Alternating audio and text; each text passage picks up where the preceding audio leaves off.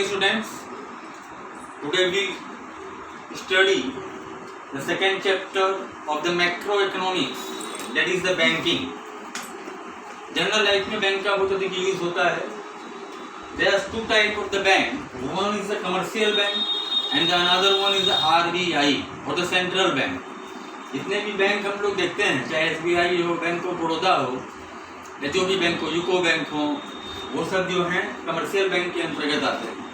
और जितने भी कमर्शियल बैंक हैं उनको उनका जो बाप होता है, father of all the commercial bank is known as the RBI. India का जो कमर्शियल सेंट्रल बैंक है वो RBI है, reserve bank of the India उसका पूरा नाम है. ओके, तो सबसे पहले आज हम लोग पढ़ते हैं आज के वीडियो में कमर्शियल बैंक होता क्या है और उसके फंक्शंस क्या हैं. आपको जानने की जरूरत नहीं है क्या चीज़ का कर्टेलमेंट हुआ, क्या सिलेबस में है या क्या सिलेबस में नहीं है.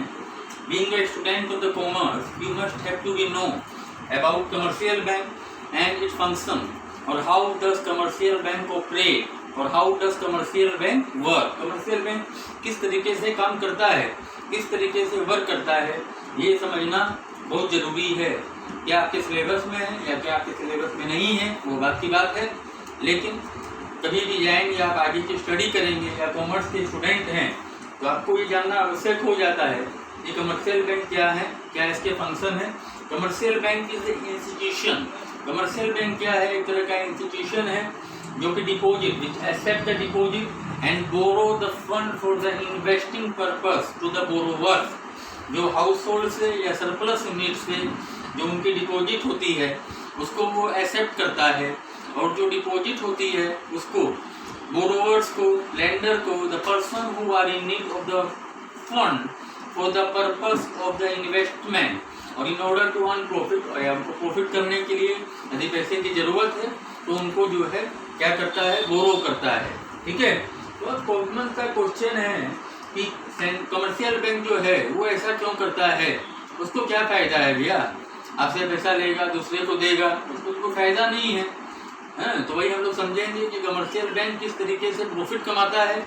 कमर्शियल बैंक जो हाउस होल्ड को या जो सरप्लस यूनिट हैं या जो सेवर्स हैं उसको जो रेट इंटरेस्ट पेमेंट करता है उसको हम लोग क्या बोलते हैं, बोरोवर को जो है लेंड करता है फंड, उनसे जो इंटरेस्ट चार्ज करता है उसको हम लोग क्या बोलते हैं, और उनकी प्रॉफिट कैसे होती है.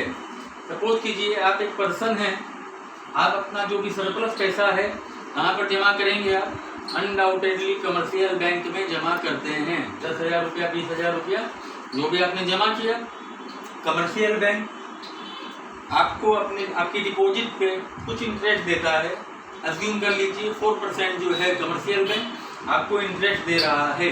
कमर्शियल बैंक जो आपको इंटरेस्ट चार्ज देता है ना, the interest given by the commercial bank to the savers is known as a borrowing rate. उसको हम लोग क्या बोलते हैं, borrowing rate. Again borrowing rate किसको बोलते हैं, the rate of the interest given by the commercial bank to the savers of the fund is known as a borrowing rate. आपने जमा कर दिया कमर्शियल बैंक के पास पैसा.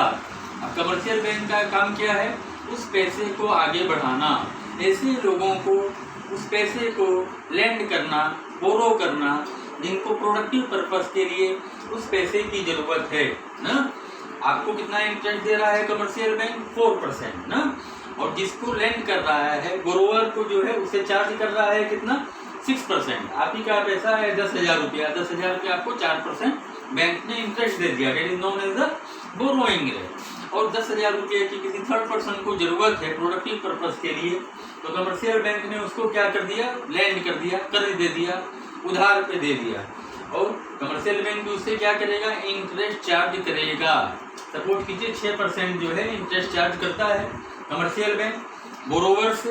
ओके, जो कमर्शियल बैंक बोरोवर से इंटरेस्ट चार्ज करता है उसको हम लोग क्या बोलते हैं, लेंडिंग रेट. हाँ, पूछा जा सकता है आपसे लेंडिंग रेट क्या है, the rate of the interest charge by the commercial bank to the borrowers. Borrower से जो अमाउंट इंटरेस्ट का चार्ज किया जाता है उसको हम लोग क्या बोलते हैं, लेंडिंग रेट. अब आपको यहाँ पर समझना है कि कमर्शियल बैंक को यहाँ पर प्रॉफिट कैसे हुई. 10,000 आपने जमा कराया बैंक में, आपको 4% इंटरेस्ट मिला, उसी 10,000 रुपये को फॉरवर्ड कराया किसने? कमर्शियल बैंक ने इन्वेस्टर को, और कमर्शियल बैंक ने 6% इंटरेस्ट चार्ज किया। तो कमर्शियल बैंक की प्रॉफिट कितनी हो गई?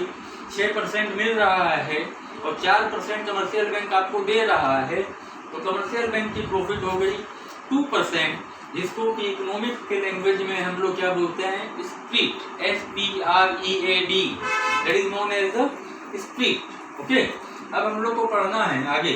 नेक्स्ट टॉपिक आज क्या है? What is the function of the commercial bank? पहला फंक्शन क्या है? Accepting deposit. ऐसे लोगों से जिनके पास सरप्लस फंड है, अगर बैंक में पैसा जमा करवाना जाए तो बैंक मना नहीं करता है, उनके पैसे को जो है डिपॉजिट के तौर पे जमा करता है। बट ऑब्वियस है आपके दिमाग में कोई क्वेश्चन स्ट्राइक कर रहे होंगे, सर बैंक में अकाउंट हम लोग कैसे खोल सकते हैं, अकाउंट के क्या क्या टाइप्स होते हैं? तो the betterment of your knowledge I just want to share there are 4 types of the account you can open in a commercial bank. First one is the current account, second one is the saving account, third one is the fixed deposit, and the last one is the recurring deposit. Current account क्या होता है? Current account generally operate by the businessman. Businessman जो है इसको operate कर सकता है। Maximum number of time he can save the money or deposit the money in this account, and so many times he can withdraw the money from this account ना। जितनी बार इच्छा उतनी बार जो है कोई भी बिजनेसमैन करंट अकाउंट में जितना इच्छा उतना पैसा जमा कर सकता है, उतना पैसा विड्रॉ भी कर सकता है। Generally if businessman wants to open or opens the current account in the commercial bank, no any interest will be provided by the commercial bank to the businessman. Generally businessman को किसी भी तरह का कोई रेट ऑफ इंटरेस्ट प्रोवाइड नहीं कराया जाता है। Second one is the saving account ना। जनरली आप हम ना जो हम लोग कॉमन पर्पस है, बिजनेसमैन नहीं है या बिजनेसमैन हैं तो भी अपने सेविंग का कुछ पोर्शन हम लोग बैंक में जमा करवाते हैं। उस पर नॉमिनल अमाउंट इंटरेस्ट का रेट जो है बैंक के द्वारा चार्ज किया जाता है, बैंक आपको देगा। फिलहाल 4%, 4.25% के हिसाब से कमर्शियल बैंक जो है आपके सेविंग पे आपको इंटरेस्ट देती है। फिक्स्ड डिपॉजिट एक फिक्स्ड पीरियड के लिए बैंक में जो पैसा सेवर्स के द्वारा जमा किया जाता है उसको फिक्स्ड डिपॉजिट बोलते हैं। इसमें रेट ऑफ इंटरेस्ट जो है सेविंग अकाउंट के कंपैरिजन में बैंक के द्वारा अधिक पेमेंट की जाती है। Another one is a recurring deposit, continuously fixed amount per month जो व्यक्ति बैंक में जमा करवाता है उसको हम लोग क्या बोलते हैं? रेकरिंग डिपॉजिट बोलते हैं। ये पर्टिकुलर पीरियड ऑफ टाइम के लिए होता है। ओके, सेकेंड फंक्शन पे आते हैं हम लोग। सेकेंड फंक्शन कमर्शियल बैंक का क्या है? Advancing loan. ऐसे लोगों को जिनको प्रोडक्टिव पर्पस के लिए या किसी दूसरी चीज़ों के लिए लोन की ज़रूरत है तो उनको बैंक क्या करता है? लोन प्रोवाइड करता है। लोन कितने टाइप के होते हैं? लॉन्ग टर्म लोन 5 साल 10 साल के लिए जो है बैंक आपको लोन दे रहा है तो वो लॉन्ग टर्म लोन है। उसका जो इंस्टॉलमेंट होता है वो अधिक होता है, रेट ऑफ इंटरेस्ट भी जो है उसका अधिक होता है। फिर क्या है? डिमांड डिपॉजिट ना। डिमांड टर्म पे भी लोन मिलता है, मतलब इसमें बैंक के ऊपर डिपेंड करता है, जब इच्छा है बैंक आपसे वो पैसा वापस ले सकता है। Another one is the short term. ठीक है, शॉर्ट टर्म की अवधि के लिए भी जो है बैंक आपको क्या कर सकता है? लोन प्रोवाइड कर सकता है, जनरली 1 ईयर। ओके, इसमें rate of interest short term में जनरली कम होता है ना। Third function which is provided by the commercial bank to the businessman is the overdraft facility ना। अभी हम लोगों ने करंट अकाउंट के बारे में पढ़ा है। करंट अकाउंट बिजनेसमैन का अकाउंट होता है ना कभी कभी, और ओवरड्राफ्ट फैसिलिटी बिजनेसमैन को ही ऑफर की जाती है। If the businessman have no any balance in their account, businessman का अकाउंट में कोई बैलेंस नहीं है, in spite of being that one, उसके बावजूद भी क्या कर सकता है बिजनेसमैन? कुछ अमाउंट जो है विड्रॉ कर सकता है अपने अकाउंट से। उस फैसिलिटी को हम लोग क्या बोलते हैं? Overdraft facility. This are the general function of the commercial bank provided to the public at large ना। नेक्स्ट टॉपिक जो हम लोग पढ़ने जा रहे हैं बहुत इंपॉर्टेंट है, आपके एग्जाम में पूछा भी जाता है। How does commercial bank create credit? इसको हम लोग एक्सप्लेन करने जा रहे हैं। मनी मल्टीप्लायर जानना जरूरी है। इसका फार्मूला होता है 1 डिवाइडेड बाई LRR। LRR का मतलब होता है legal reserve ratio. Legal reserve ratio के अंतर्गत क्या क्या चीजें आती हैं? CRR कैश रिजर्व रेशियो और SLR मतलब स्टैट्यूटरी लिक्विडिटी रेशियो। CRR क्या होता है? कैश रिजर्व रेशियो इसका फुल फॉर्म है ना। RBI the reserve bank of the India which is known as the father of all the bank, जो कि क्या है? सभी बैंकों का बाप है। वो डिटरमाइन करता है समय समय पर कि कमर्शियल बैंक को कितना रिजर्व मेंटेन करना पड़ेगा। CRR का मतलब the amount of the deposit maintain by the commercial bank with the central bank. जितना भी डिपॉजिट कमर्शियल बैंक के पास आ रहा है उसका कुछ पोर्शन कमर्शियल बैंक को क्या करना पड़ता है? RBI के पास डिपॉजिट करना होता है। उसको हम लोग क्या बोलते हैं? CRR कैश रिजर्व रेशियो बोलते हैं। वो RBI की डायरेक्टिव के अनुसार, IBI के डायरेक्शन के अनुसार फ्लक्चुएट हो सकता है। Okay. Second one is the LRR। जितना भी डिमांड डिपॉजिट है, कैश डिपॉजिट है, उसका कुछ पोर्शन कमर्शियल बैंक को अपने पास जो है खुद के पास रखना पड़ता है। उसको हम लोग क्या बोलते हैं? SLR statutory liquidity ratio. Again I repeat it, statutory liquidity ratio refers to the amount of the deposit retained by the commercial bank itself, that is known as the SLR statutory liquidity ratio. The combination of the CRR and the SLR दोनों को जो जोड़ दिया जाता है CRR को और SLR को, तो उसको हम लोग कंबाइंडली और इंटीग्रेटली क्या बोलते हैं? LRR लीगल रिजर्व रेशियो ना। For the sake of the simplicity, अपनी सुविधा के लिए हम लोग चूंकि क्रेडिट क्रिएशन पढ़ रहे हैं तो यहाँ पर हम लोग क्या मान लेते हैं?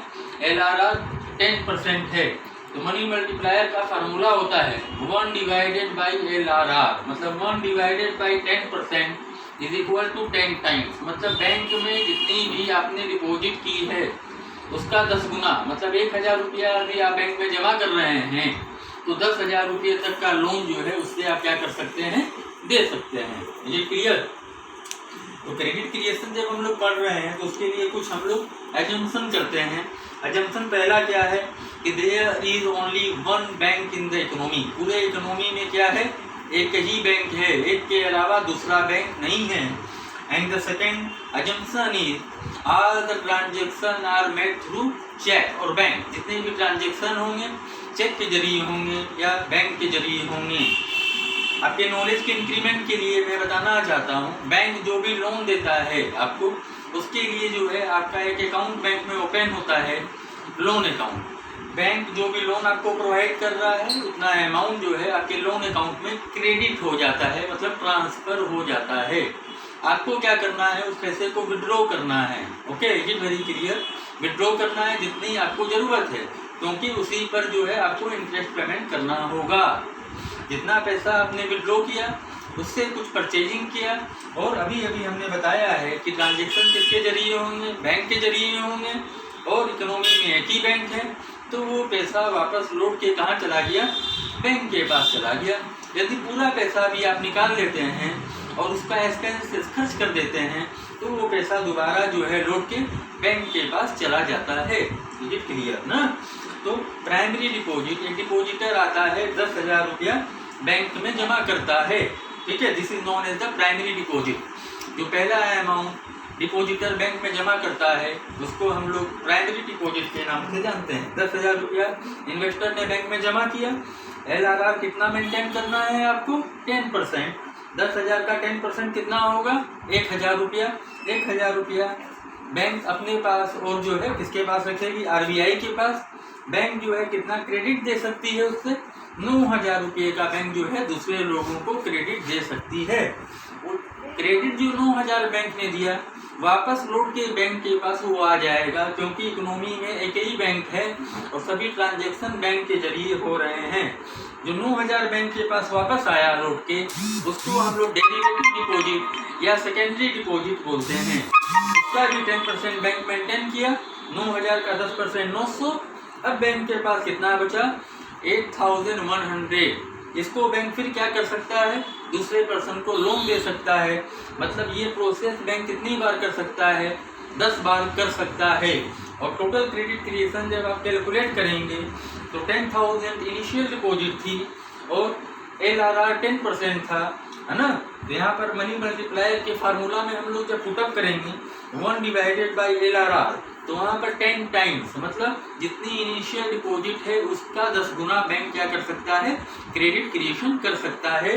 मतलब 10,000 का 10 टाइम्स 1 लाख रुपया बैंक जो है 10,000 रुपये से क्रेडिट बांट सकता है।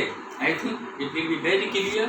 If there is any doubt, you can ask me either by WhatsApp or by personal contact. Having a nice day. Enjoy कीजिए, वीडियो को देखिए, सब्सक्राइब कीजिए, नहीं किए हैं तो व्यू कीजिए अच्छे से, एक बार नहीं 2 बार कीजिए। If there is any problem still, I will remove and mitigate all your problem. Okay? Thank you. धन्यवाद।